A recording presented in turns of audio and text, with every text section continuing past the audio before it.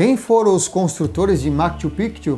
Você já ouviu falar dos 7 centros de poder energéticos da cidade? Quais os 5 lugares andinos de conexão espiritual que não se pode deixar de visitar? Essas e outras perguntas serão respondidas por Malco Aríbalo, que é um artista e promotor da cultura andina desde a juventude, professor, conferencista, prolífico escritor, fotógrafo e humanista, respeitado internacionalmente.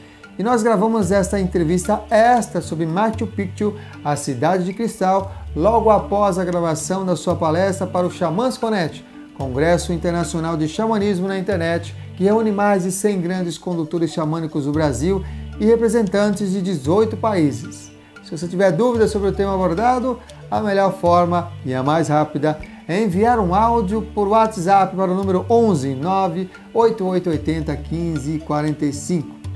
Lembre-se de curtir o nosso canal e compartilhe o link deste vídeo com os amigos. Que as melhores energias cheguem até você.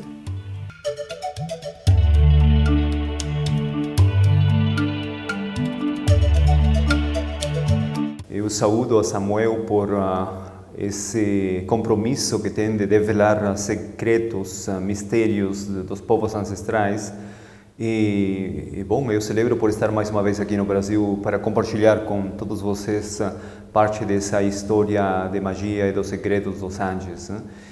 Primeiro, Machu Picchu, temos que aprender um pouquinho, não? Algumas vezes até nos esforçar. Eu sei que quando a gente lê, literalmente pronunciamos Machu Picchu, mas a expressão correta é Machu Picchu.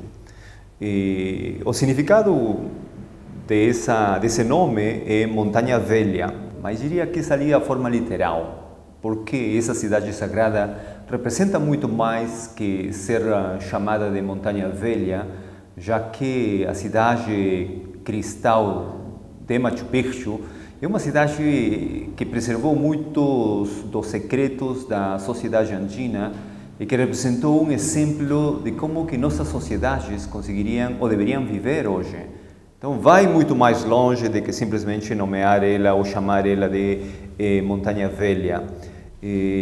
Machu Picchu representa essa cidade que qualquer povo gostaria de criar em um ambiente onde a natureza comunga com essa beleza dos vales e das montanhas, e onde os sábios andinos propuseram criar uma cidade harmônica. Por todo lado onde a gente caminha nessa cidade, conseguimos ver realmente que na parte urbana tem um sentido harmônico, organicamente colocado nas montanhas e nesse vale fascinante por onde transcorre o rio sagrado dos Incas, que nós chamamos Vilcanota ou Vilcamayo, e que contemporaneamente tem sido reconhecido com essa expressão literal ou traduzida hoje como Rio Sagrado dos Incas.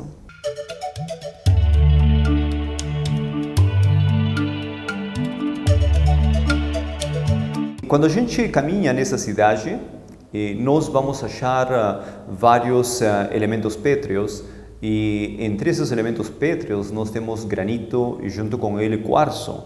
É por isso que eu nomeei de cidade cristal e hoje está sendo reconhecida como tal, porque a vibração que a cidade transmite mexe com qualquer visitante. Hoje, aliás, a gente se encontrou aqui em São Paulo, como se fosse anedótico, com uma pessoa que estamos vinculados por terceiros amigos, e essa pessoa foi informada que quando ele pisar Machu Picchu, ele já poderia morrer em paz, né? Então, imagina já até que ponto tem se levado, porque a cidade realmente representa um exemplo de harmonia, de paz, de crescimento espiritual. É por isso que eu chamei de cidade cristal.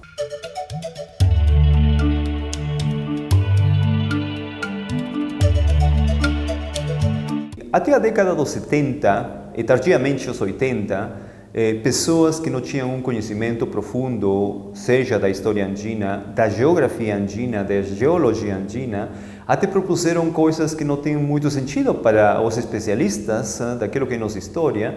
Algumas pessoas têm proposto de que não foi feita pelos Incas, e outras pessoas chegaram a extrapolar muito mais, propondo de que Machu Picchu teria sido criada por sociedades perdidas E entre essas sociedades perdidas, nós teríamos hoje, que são chamadas por dentro da cultura mística como Atlântida, Lemúria, mas não tem nada a ver com esse tema, porque a cidade tem evidência, seja de arquitetura, como também dos elementos que foram utilizados, como os cerâmicos, como os trabalhos feitos em tecidos, em metais, e ademais de todos os elementos orgânicos que foram achados, que comprova que justamente pertence à cultura inca, como se fosse uma necessidade de preservar a sabedoria que eles tinham envolvendo tecnologia e espiritualidade.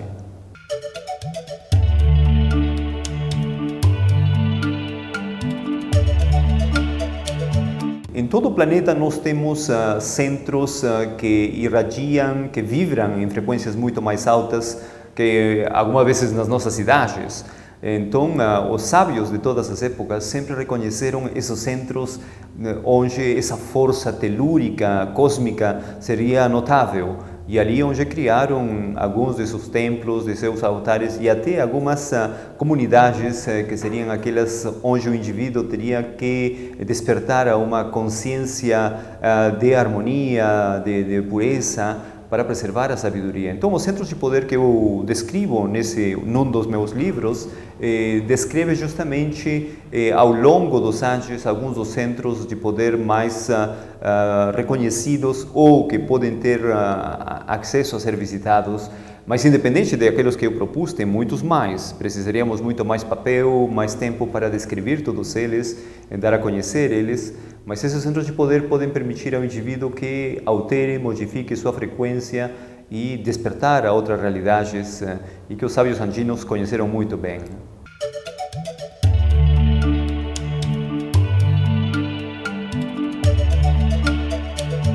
No cosmos temos muitos sinais e todos os sábios de todas as épocas, eles tentaram realmente se conectar com o céu e os sábios andinos tentaram também resumir alguns movimentos estelares e fazer um paralelo com algumas formas, com algumas geometrias, aliás, até com elementos da vida da gente mesma. É assim de que nós temos a constelação do Cruzeiro do Sul, que os andinos sempre reverenciaram, honraram, e junto com essa constelação também temos outras duas estrelas que se juntam, não a constelação mesma, mas que define a forma de um animal que para o andino representou muito, que seriam duas estrelas que têm sido identificadas como os olhos da llama, a qual seria uma outra constelação.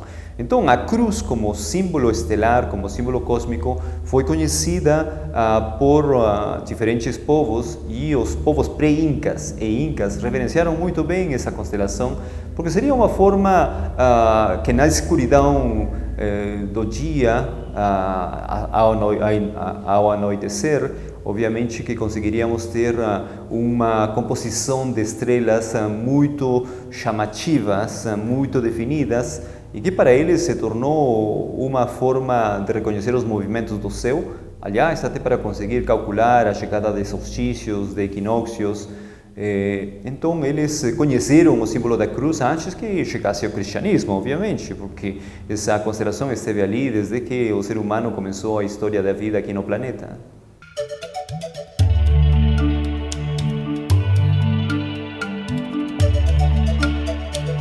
Temos um paralelo. Hoje, por exemplo, as sociedades têm esquecido o vínculo estelar com aqueles momentos onde o planeta estaria sujeito a uma influência cósmica, a tal ponto de que hoje nós falamos do verão, estamos aqui agora no verão, literalmente no Brasil, falamos da primavera, do outono, do inverno, mas a gente tem se desconectado desse fluxo energético, desse impacto cósmico que tem um solstício e um equinócio.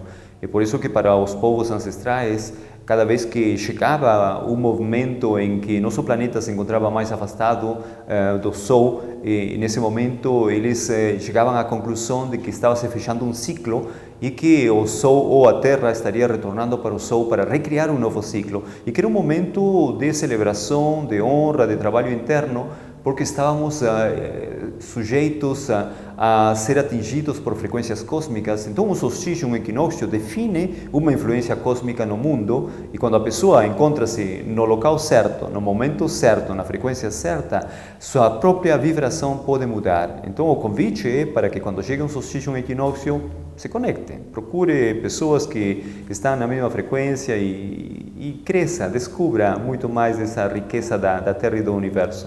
E nós temos realmente 2 episódios no ciclo de movimento do nosso planeta, ou ao seguir ao Sol especialmente, 2 momentos em que se define que nosso planeta é iluminado 12 horas e se mantém em 12 horas escuridão.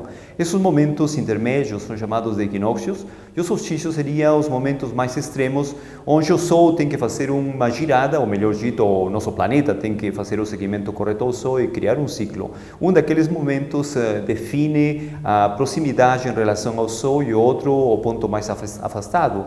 Isso ali, obviamente, influencia em cada hemisfério para ter menos luz, mais luz. Então, esses seriam os pontos extremos. Aqui nós chamamos verão, mas no mundo andino, claro, tentamos, no possível, respeitar cada hemisfério naquilo que estão experimentando. É por isso que nós chamamos solstício de junho, solstício de dezembro. Traduz-se hoje, dependendo da latitude onde você está, como verão ou inverno. Mas aqui estamos no verão, no hemisfério sul e no hemisfério norte agora é inverno. Então, por uma questão harmônica, a gente deveria identificar eles como solstício de dezembro, e o período que envolve é solstício de junho. Então, na nossa realidade do hemisfério sul, é tempo de muitas celebrações, porque a Terra define um novo ciclo, e aqui, coincidentemente, em essas circunstâncias de nossa sociedade, as pessoas estão celebrando férias, que quer dizer um recolhimento para meditar, para crescer, descobrir outras realidades, e fazer o mesmo com o oposto, que seria o solstício de junho, onde no nosso hemisfério começa o inverno, mas que nos antes é medido de uma forma diferente, porque no período do inverno andino nós não temos chuvas, é um período bastante seco, onde o céu está limpo, à noite conseguimos ver todas as constelações. Então vamos ter algumas variantes, e aquilo que é importante é que o indivíduo se conecte com outras pessoas para que crie mais força e talvez ter celebrações maiores, resgatando aquelas práticas ancestrais e que nos antes ainda continuam vivos tudo isso ali, não?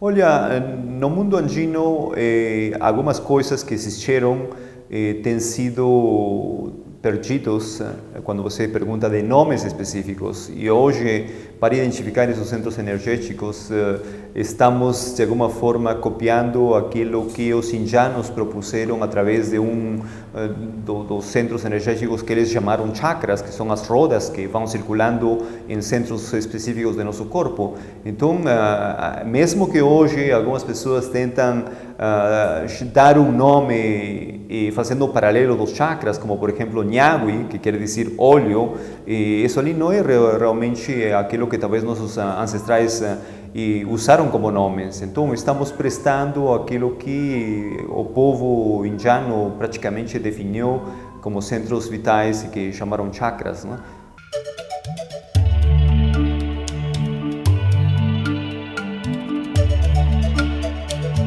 Machu Picchu está muito bem definido, tem uma sucessão de praças que separa a cidade, e a cidade tem uma parte mais baixa que a outra. Isso aqui cria um paralelo energético, onde nós chamamos o Hanan Machu Picchu e o Urim Machu Picchu, que quer dizer o ponto alto, o ponto mais baixo, e em cada um daqueles pontos vamos achar alguns centros energéticos, os quais são definidos pela presença de rochas maiores, de estruturas, e que, no fundo, se conseguimos ou tentamos, no possível, fazer um paralelo com o número 7, a gente vai conseguir. E se nós observarmos a parte direita da cidade sagrada de Machu Picchu, podemos identificar 3 pontos muito bem definidos, e da parte da esquerda também vamos observar 3 pontos muito bem definidos. E poderíamos procurar achar no meio algum ponto intermédio, e que existe. Claro que isso aqui é um convite para que, se alguém decide ir nessas terras, possa caminhar conosco e aí dessa forma mostrar esses centros energéticos na cidade sagrada.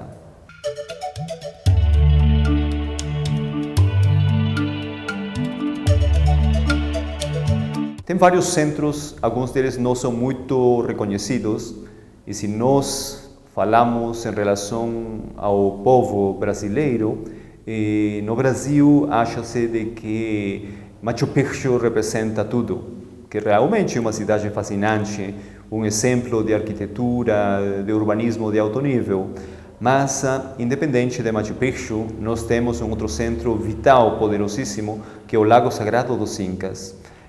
Temos um outro centro importantíssimo, igualmente na parte central da Sierra, em relação à cidade de Lima, chama-se Marcahuasi.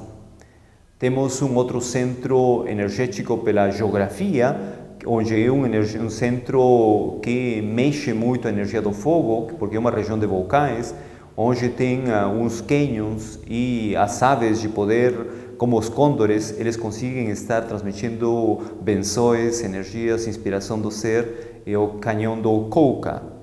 E tem um outro território que obviamente não fugiu daquilo que nossos ancestrais entenderam como um centro vital, que seria Sacsayhuamán.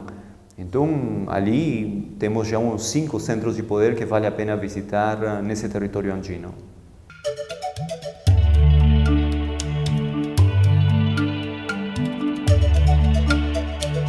Eu celebro de que possamos compartilhar um pouquinho dessa sabedoria ancestral e que seja um convite, lembrando de que o território andino não é distante, somos vizinhos muito próximos e que pode lhes ajudar a modificar conceitos, conhecer uma história fascinante, se autodescobrir e talvez se sentir de que ao retornar nessas terras andinas está simplesmente resgatando parte daquilo que foi sua experiência pessoal através de todas as eras. Então o convite está aberto e eu celebro de que essa mensagem de espiritualidade natural através deste canal e consiga chegar a muita gente e motive para que possamos celebrar na vida. Em nome da Pachamama, de nossos queridos Apus, Achachilas, eu saúdo a todos vocês.